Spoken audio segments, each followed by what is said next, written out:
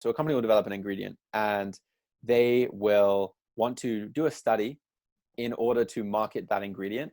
And the other thing they do is they want to do that study so that they can sell the ingredient to brands that make products with that ingredient. Mhm. And those brands can then claim the benefits from the study. And in order to, so that's really like the core of this idea of like privately funded products. When that study is set up, they are not looking for a negative effect. They're looking for a positive effect. And so Correct. already the outcome of the study is somewhat biased. They're going to say, oh, it had a positive effect or it had no effect. They're not going to say, oh, it actually had a negative effect because they're not measuring for it. They're Yeah. not looking for it.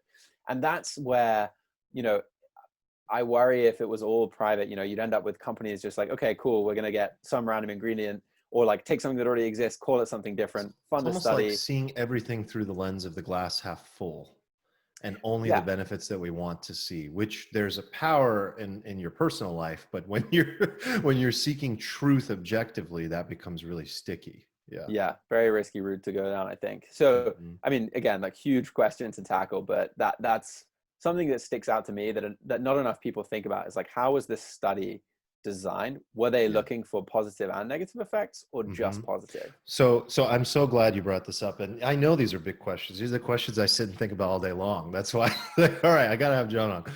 I literally bring this up to my friends all the time. That exact statement you just said.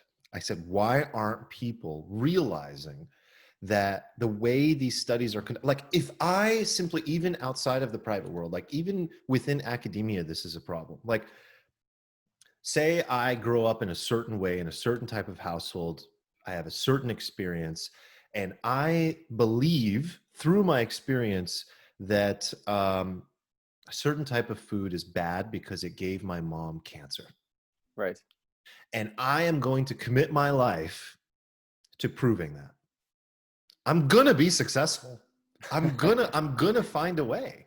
And I'm Yeah. going to conduct enough research in enough variations that I'll eventually reach that point, most likely.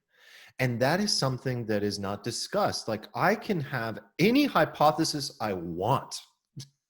No one can stop that. And so there is this inherent flaw at times in the system that is that begins at the root of human emotion, actually, that's Yeah. driven by our own individual wants and needs and desires, and vanity and ego drives a lot of this. And I don't know what the solution is, but I know that we as human beings that need to learn how to think and operate need to be aware of that, and it's not discussed. And the last thing I'll say about that example is, outside of politics, I think academia is one of the most difficult places to be honest.